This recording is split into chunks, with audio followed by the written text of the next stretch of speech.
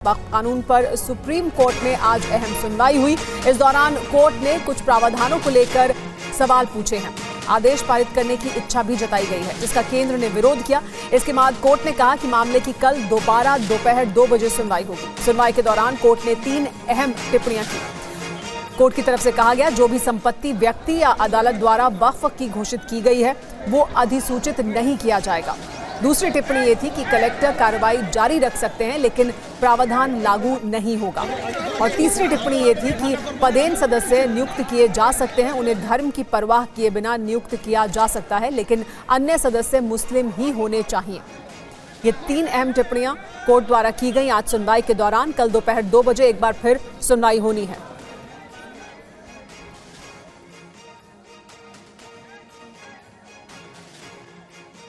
और याचिकाकर्ताओं के एक वकील से पीयूष पांडे ने, हमारे संवाददाता ने बात की है। सुनिए उन्होंने क्या कहा।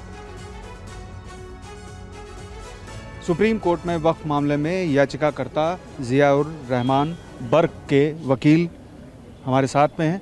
आज जो सुलेमान भाई इस मामले में सुप्रीम कोर्ट में सुनवाई हुई, उसे आप किस तरह से देखते हैं? चूंकि सुप्रीम कोर्ट ने एक आदेश भी, अंतरिम आदेश भी जारी किया और फिर उसे अंततः सरकार के अनुरोध पर फिलहाल वापस भी ले लिया। जी बिल्कुल। आज जो सुनवाई 2 घंटे सुनवाई हुई, उसके बाद सुप्रीम कोर्ट ने जो इंटरिम ऑर्डर पास किया उसमें 3 बिंदु थे। वो ये थे कि एक तो जो वक्फ बाय यूज़र है उसको अगर आप रिमूव करेंगे, जो नया एक्ट रिमूव करता है, और तो उससे नेशन वाइड रैमिफिकेशंस होना चाहिए। तो वक्फ बाय यूज़र को आप नॉन वक्फ प्रॉपर्टी ना माने, तो एक तरह से वक्फ बाय यूज़र का जो प्रोविज़न था 3R क्लॉज सब क्लॉज 1, उसको जो डिलीट किया था, ओमिट किया था नए कानून ने, उसको एक तरह से सुप्रीम कोर्ट ने कहा उस पर हम रोक लगा देते हैं।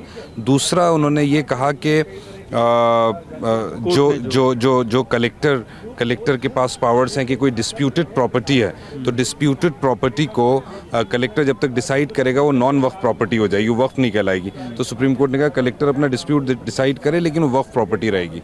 तीसरी बात जो ऑर्डर के तौर पे पास हो रही थी वो ये थी कि जो स्टेट वक्फ बोर्ड और सेंट्रल वक्फ काउंसिल्स में नॉन मुस्लिम मेंबर्स की संख्या थी, उस पर सुप्रीम कोर्ट ये अपना ओपिनियन जाहिर कर रही थी कि जो एक्स ऑफिशियो मेंबर है, मिनिस्टर और एडिशनल सेक्रेटरी, उन्हीं को रहने देइए, और बाकी कॉन्स्टिट्यूशन जब हम सुनेंगे तब डिसाइड करेंगे। लेकिन ये तीनों इंटरिम आदेश जो पास हो रहे थे, उसके बाद सॉलिसिटर ने रिक्वेस्ट करी कि हमें और सुना जाए, अगर आप इंटरिम ऑर्डर्स दे रहे हैं तो मैटर को एडजॉर्न कर दिया गया है कल 2 बजे के लिए।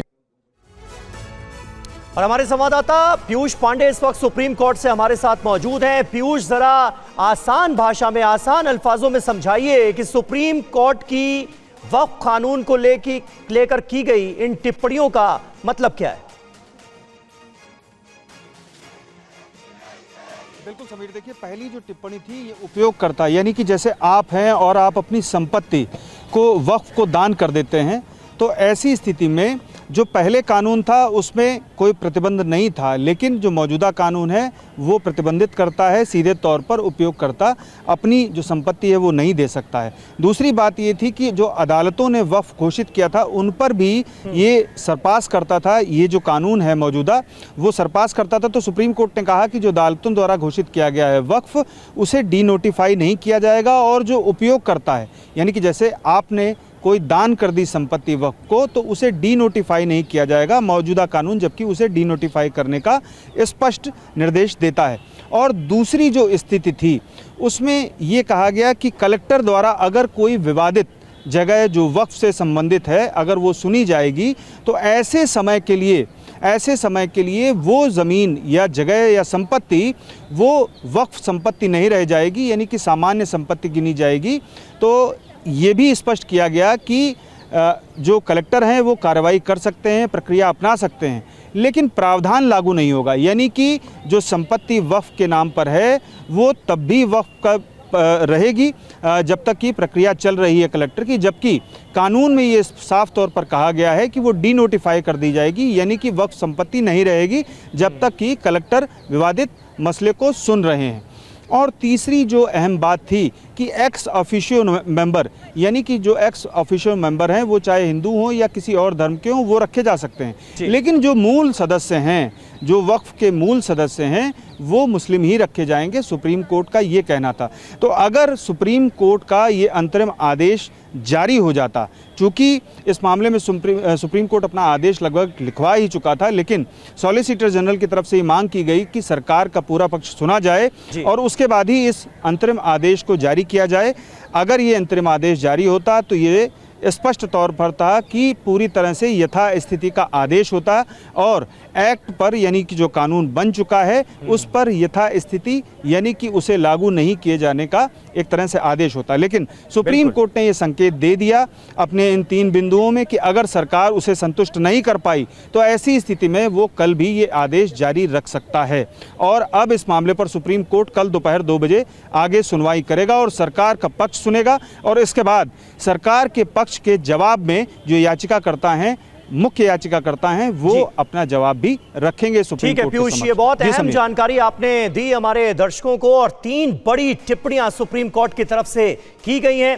हालांकि सरकार का रुख जानने के बाद अब दोबारा कल इस मामले की सुनवाई होगी, उस पर पूरे देश की नजर रहेगी।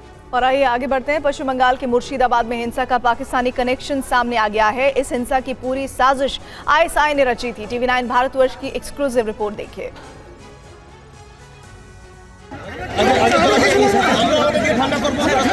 बंगाल के मुर्शिदाबाद में भड़की हिंसा के तार सरहद पार से जुड़े हैं और बंगाल को जलाने के लिए बांग्लादेश की राजधानी ढाका में स्क्रिप्ट लिखी गई। जानकारी के मुताबिक हिंसा का ब्लूप्रिंट आईएसआई ने तैयार किया और आईएसआई के प्लान के मुताबिक हिंसा की साजिश रची गई। आईएसआई के 3 अफसर फरवरी में ढाका आए। हिंसा के 5 मास्टरमाइंड से आईएसआई अफसरों की मुलाकात हुई। आईएसआई अफसरों ने बंगाल में घुसपैठ का रूट मुहैया कराया। महाराष्ट्र के 6 वांटेड लोग भी बंगाल पहुंचे। हिंसा को अंजाम देने के लिए मुर्शिदाबाद में 3 सेमिनार हुए। इतना ही नहीं, साजिशकर्ताओं के बीच खास कोड वर्ड में बात होती थी जिसे आईएसआई ने तैयार किया था। बड़े इवेंट को दावत, भेस बदलने को पर्दा और हिजाब, मास्टरमाइंड को हुजूर, पत्थर को फूल, पथराव को बारिश, लूट के सामान को आलू, पेट्रोल बम को पानी, बांग्लादेश को घर, हिंदुओं को गाय बकरी और घटना के परिणाम को फल कहते थे। फिलहाल इस मामले की जांच जारी है और आगे कई चौंकाने वाले खुलासे हो सकते हैं।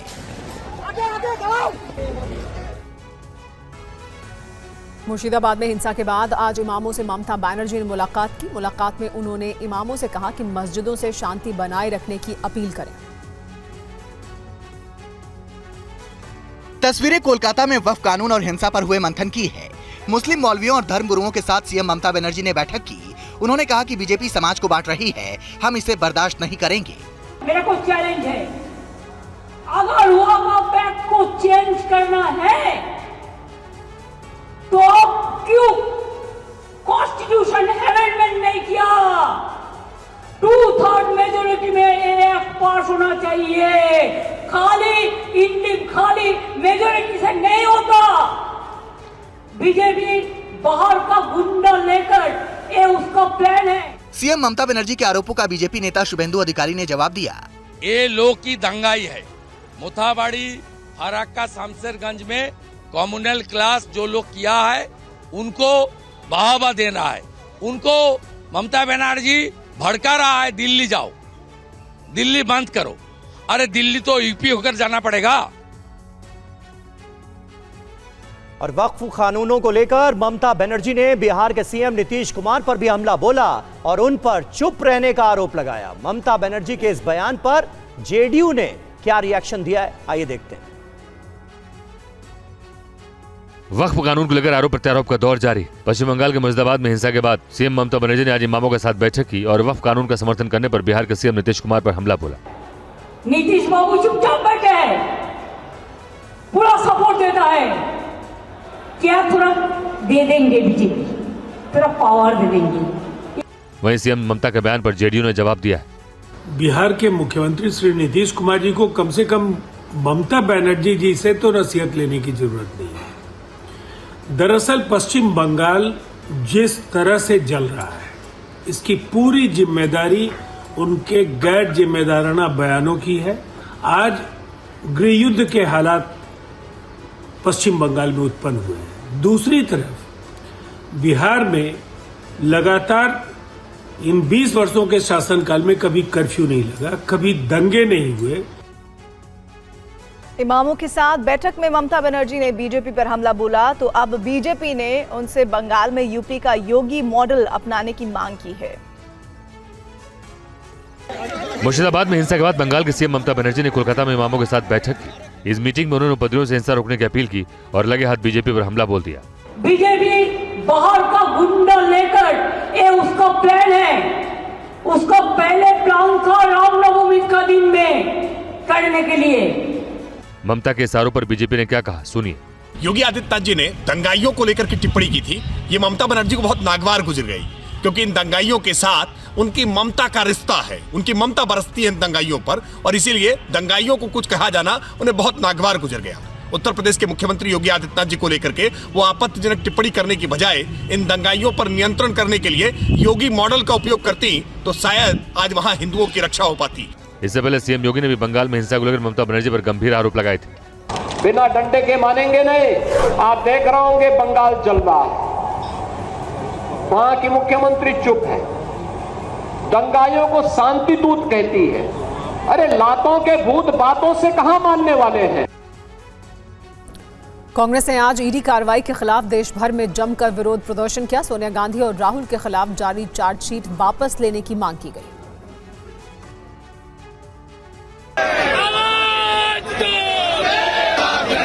तस्वीरें देश की राजधानी दिल्ली की हैं, जहां आज बड़ी संख्या में कांग्रेस कार्यकर्ताओं की तरफ से विरोध प्रदर्शन किया गया। जेल में चना रहेगा, लगा रहेगा। मुंबई में भी कांग्रेस नेताओं और कार्यकर्ताओं ने ईडी की कार्रवाई का विरोध किया। पंजाब में भी धरना प्रदर्शन किया गया।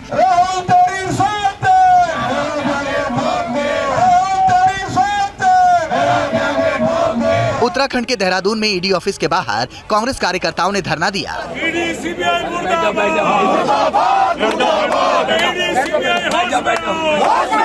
पटना में भी काफी संख्या में कांग्रेस कार्यकर्ताओं ने विरोध प्रदर्शन करते हुए जमकर नारेबाजी की। कांग्रेस का कहना है कि सोनिया गांधी और विपक्ष के नेता राहुल गांधी के खिलाफ ईडी द्वारा चार्जशीट दाखिल करना गलत है। केंद्र सरकार विपक्षी नेताओं को एजेंसियों के जरिए निशाना बना रही है। कांग्रेस कार्यकर्ताओं ने मांग की है कि सोनिया गांधी और राहुल गांधी के खिलाफ दायर आरोप पत्र को वापस लिया जाए।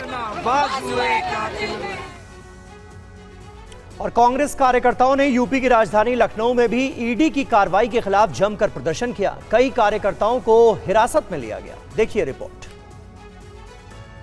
नेशनल हेराल्ड मामले में जो चार्जशीट फाइल हुई है उसमें गांधी परिवार का नाम है। उसको लेकर पूरे देश में आज कांग्रेस के कार्यकर्ता प्रदर्शन कर रहे हैं और हम इस वक्त उत्तर प्रदेश की राजधानी लखनऊ में मौजूद है, जहां पर कुछ कांग्रेस के कार्यकर्ता आपको नजर आएंगे। इस बैरियर पर रोकने की कोशिश हो रही है और कांग्रेस के कार्यालय से निकलकर ये ईडी दफ्तर, लखनऊ का जो ईडी दफ्तर है वहां जाना चाह रहे थे, लेकिन एक एक करके इन कार्यकर्ताओं को गिरफ्तार किया जा रहा है और जेल लेके जाएंगे। ये कायर लोग डरते हैं। बात को लेकर प्रदर्शन नेशनल हेराल्ड मामले में हमारे नेता राहुल जी, सोनिया जी ईडी के दफ्तर जाने की जिद पर अड़े हुए हैं कांग्रेस के कार्यकर्ता और फिलहाल 2 बसें लगाई गई है। एक बस में देखिए कांग्रेस के कार्यकर्ताओं को भर लिया गया है और इनको लेकर जाया जा रहा है। ये अड़े हुए थे कि ये ईडी ऑफिस में जाकर प्रोटेस्ट करेंगे और अपना विरोध दर्ज कराएंगे, जैसे दिल्ली समेत तमाम जगहों पर प्रोटेस्ट चल रहा था, उसी के तर्ज पर यहाँ पर और दूसरी बस भी देखिए तैयार हो गई है और यहाँ भी अब कांग्रेस के गिरफ्तार कार्यकर्ताओं को बस में भरा जा रहा है। हरियाणा जमीन सौदा केस में रॉबर्ट वाड्रा से आज फिर पूछताछ हुई। आज उनके साथ प्रियंका गांधी भी पहुंची। देखिए रिपोर्ट। तस्वीरें दिल्ली के ईडी ऑफिस की हैं। गुरुग्राम लैंड डील में रॉबर्ट वाड्रा से लगातार दूसरे दिन पूछताछ हुई। कई घंटों तक वाड्रा को ईडी के सवालों का सामना करना पड़ा। रॉबर्ट वाड्रा के साथ आज प्रियंका गांधी भी नजर आई। वहीं पूछताछ से पहले रॉबर्ट वाड्रा ने कहा कि एजेंसियों का दुरुपयोग हो रहा है, सरकार बदले की भावना से कार्रवाई कर रही है।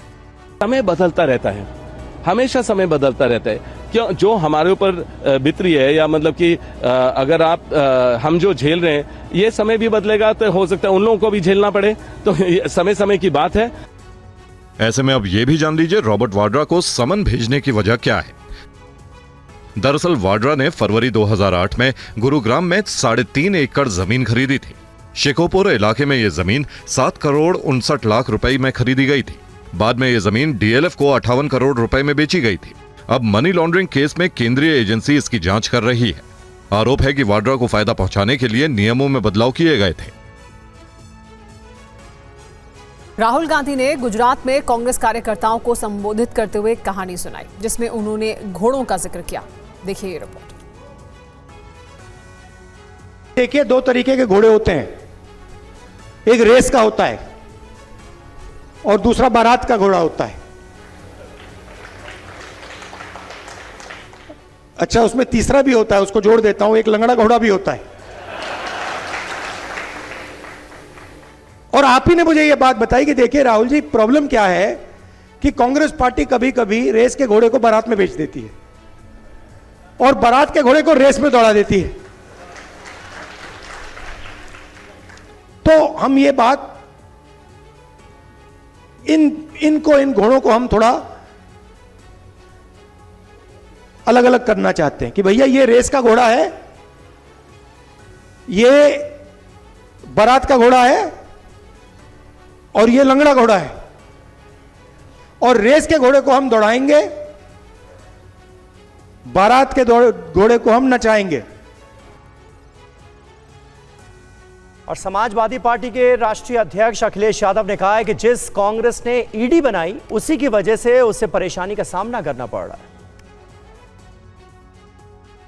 समाजवादी पार्टी के राष्ट्रीय अध्यक्ष अखिलेश यादव ने अपने ओडिशा दौरे में बड़ा बयान दिया। उन्होंने कहा कि ईडी जैसे विभाग को खत्म कर देना चाहिए। नेशनल हेराल्ड से ज्यादा ईडी पे कहना है। कांग्रेस ने ईडी बनाई थी और आज ईडी की वजह से ही उन्हें भी परेशानी का सामना करना पड़ा है। एक बहुत बड़े जर्नलिस्ट से मेरी जब बातचीत हुई तो मैंने यही कहा था कि बहुत सारे इकोनॉमिक ऑफेंसेस को देखने के लिए संस्थाएं हैं, इनकम टैक्स डिपार्टमेंट है और भी ऑफेंसेस देखने के लिए संस्थाएं हैं। ईडी की जरूरत क्या है? ईडी जैसे विभाग को समाप्त कर देना चाहिए। केंद्र सरकार पर आरोप लगाते हुए उन्होंने कहा कि ईडी के होने का मतलब है आपको आयकर विभाग, जीएसटी जैसे अपनी संस्थाओं पर भी भरोसा नहीं है। ईडी ने राहुल गांधी, सोनिया गांधी, सैम पित्रोदा और सुमन दुबे के खिलाफ नेशनल हेराल्ड मामले में चार्जशीट दाखिल की है। मामले की अगली सुनवाई 25 अप्रैल को दिल्ली के रावत कोर्ट में होगी। अदालत ने प्रवर्तन निदेशालय से केस से संबंधित डायरी भी तलब की है। गाजियाबाद से पुलिस कमिश्नर अजय मिश्रा का ट्रांसफर होने पर विधायक नंद किशोर गुर्जर के समर्थकों ने जमकर जश्न मनाया है।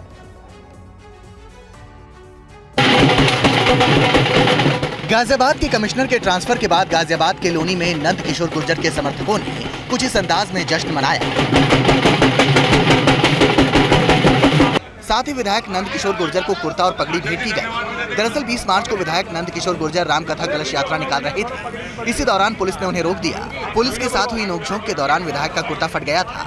उसी दिन से विधायक नंद किशोर गुर्जर फटे कुर्ते में घूम रहे थे। बता दें कि पुलिस कमिश्नर से विवाद के बाद बीजेपी की तरफ से उन्हें कारण बताओ नोटिस भी मिला था, जिसके बाद विधायक फटे कुर्ते और नंगे पांव ही लखनऊ पहुंचे और प्रदेश अध्यक्ष भूपेंद्र चौधरी से मुलाकात कर कारण बताओ नोटिस का जवाब दिया था। प्रदेश अध्यक्ष से मुलाकात के दौरान लोनी विधायक ने पुलिस कमिश्नर अजय कुमार मिश्रा पर गंभीर आरोप लगाए थे। उन्होंने कहा कि बीएसपी सरकार के दौर से ही वे कलश यात्रा निकाल रहे हैं। 2024 में भी यात्रा निकाली थी। क्या कलश यात्रा निकालना अपराध है? पुलिस कमिश्नर के इशारे पर जानबूझकर यात्रा रोकी गई। इस दौरान उनके साथ और कार्यकर्ताओं के साथ बदसलूकी की गई।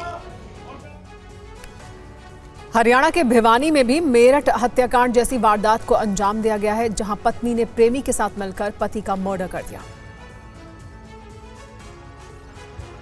यूट्यूबर सुरेश के साथ मिलकर महिला रवीना ने अपने पति प्रवीण का गला घोटकर दिन में ही हत्या कर दी थी, लेकिन शव को ठिकाने लगाने के लिए रात होने और सबके सो जाने का इंतजार किया। मामले का खुलासा तब हुआ जब पुलिस रिमांड के दौरान हिसार के रहने वाले यूट्यूबर सुरेश ने बताया कि प्रवीण ने रवीना के साथ उसे आपत्तिजनक स्थिति में देख लिया था। इसके बाद प्रवीण झगड़ने लगा तो रवीना के साथ मिलकर बेड पर ही चूनी से गला घोटकर उसकी हत्या कर दी। शव को रात में ही अंधेरे में ठिकाने लगा दिया। पुलिस रिमांड के दौरान यूट्यूबर सुरेश ने पुलिस को बताया कि रवीना के साथ इंस्टाग्राम पर उसकी जान पहचान हुई थी।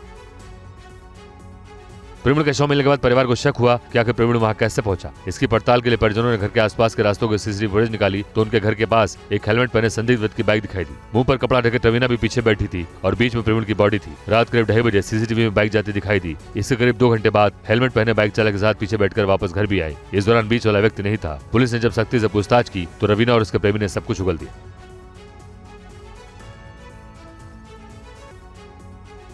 आज उत्तराखंड में सिलक्यारा टनल ब्रेक थ्रू हुई और इससे गंगोत्री यमुनोत्री धाम की दूरी में 26 किलोमीटर घट गई।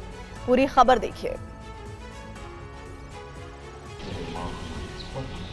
चार धाम यात्रा के लिए उत्तरकाशी जिले में 40 किलोमीटर लंबे और कठिन सफर का अंत अब हो जाएगा। यमुनोत्री हाईवे पर सिलक्यारा टनल बनकर तैयार है। इससे 2 घंटे का यह सफर 5 से 10 मिनट में पूरा होगा। चार धाम मार्ग को हर मौसम में चालू रखने में आसानी हो। सिलक्यारा टनल का ब्रेक थ्रू हो गया है और इस टनल के पूरी तरह से बन जाने के बाद, ब्रेक थ्रू हो जाने के बाद जल्दी ही ये रास्ता आम लोगों के लिए खोल दिया जाएगा, जिससे चार धाम ऑल वेदर रोड पर जाने वाले सभी तीर्थ यात्रियों को हमारे धामों के दर्शन करने के लिए जो समय 1.5 घंटे से ज्यादा का समय जो लगता था, घूम के आना पड़ता था, इस टनल के बनने से वो रास्ता मात्र 4 या 5 मिनट में पूरा हो जाएगा। वहीं टनल के बाहर बाबा गोरखनाथ मंदिर का निर्माण भी पूरा हो गया है। इस मंदिर में श्रद्धालुओं की भारी भीड़ उमड़ी।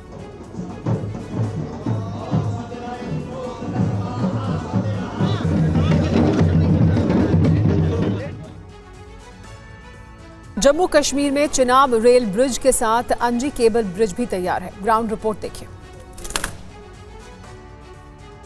वो दिन अब दूर नहीं जब कश्मीर घाटी का संपर्क 12 महीने रेल के जरिए पूरे देश के साथ रहने वाला है।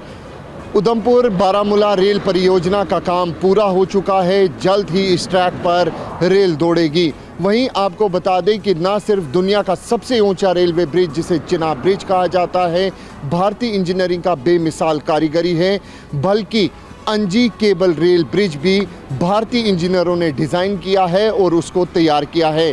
अंजी रेल ब्रिज 725.2 मीटर उसकी लंबाई है और ये 96 केबल पर आधारित है। माना जा रहा है कि जल्द ही कटरा से लेकर कश्मीर घाटी तक रेल दौड़ेगी और उसके बाद पूरे देश भर का संपर्क जो है वो कश्मीर घाटी के साथ रेल मार्ग के जरिए रहने वाला है। और ख़ास तौर पे अंजी रेल ब्रिज और चिनाब रेल ब्रिज जो है वो आकर्षण का केंद्र भी रहेगा। कैमरा पर्सन अनुदीप शर्मा के साथ अंकित भट्ट, TV9 भारतवर्ष के लिए। और इस बार गर्मी ने शुरुआत के साथ ही रिकॉर्ड बनाना शुरू कर दिया है। श्रीनगर में गर्मी ने 80 साल का रिकॉर्ड तोड़ दिया है। श्रीनगर शहर का तापमान मंगलवार को सामान्य से 10.2 डिग्री ज्यादा 30.4 डिग्री सेल्सियस रिकॉर्ड किया गया। इससे पहले 20 अप्रैल 1946 को सबसे ज्यादा तापमान 31.1 डिग्री के तौर पर दर्ज किया गया था। श्रीनगर में इस वक्त सामान्य तौर पर औसत तापमान 20 डिग्री सेल्सियस के पास रहता था। भीषण गर्मी से बचने के लिए लोग नदी में डुबकी लगाते नजर आए। मौसम विभाग ने जल्द ही मौसम का मिजाज बदलने की संभावना जताई है।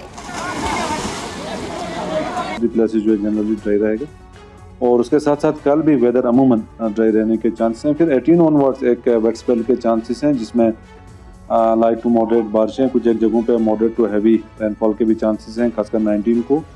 और इसी तरह पहाड़ी इलाकों के अंदर जो है बर्फबारी के भी चांसेस हैं, लगभग मॉडरेट स्नोफॉल के चांसेस हैं कुछ एक पहाड़ी इलाकों के अंदर।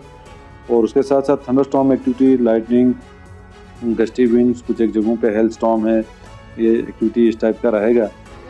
मौसम विभाग के मुताबिक 22 अप्रैल के बाद देश के कई राज्यों में आंधी के साथ बारिश का अलर्ट जारी किया गया है। भारतीय सेना की फील्ड अस्पताल टीम म्यांमार से वापस लौट आ गई है। म्यांमार के मांडले में भूकंप के बाद से ऑपरेशन ब्रह्मा के तहत ये टीम वहां गई थी।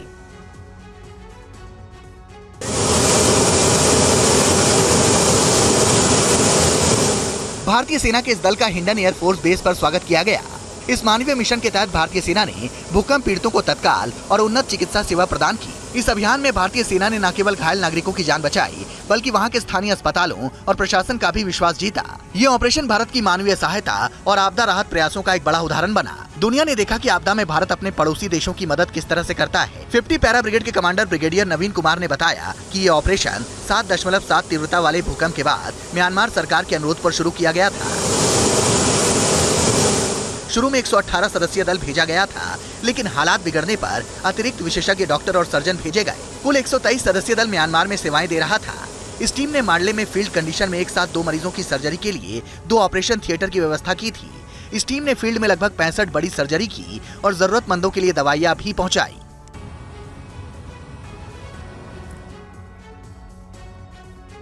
दुबई की एक बेकरी में पाकिस्तानी नागरिक ने धार्मिक नारे लगाते हुए कुछ लोगों पर हमला कर दिया। देखिए खबर।